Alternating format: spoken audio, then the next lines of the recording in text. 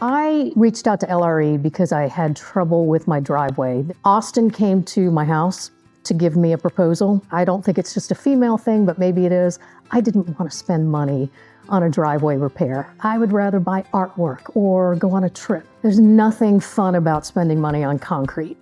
But I met Austin and I had a ton of questions. He was extremely patient with me, answered every single one of my questions, walked me through everything to a point where I really gained an understanding of what this repair would entail, what the cost was, and I had a proposal in my hand very quickly. He even created a proposal that allowed me to pick and choose some of the things that I might want to include, didn't need to include. The sales process and the education was exceptional. And I hate to say sales process because sales process sounds, nobody likes the word sales, or some people don't because they assume it's trying to convince somebody to buy something that makes no sense for them. I think of sales as an education.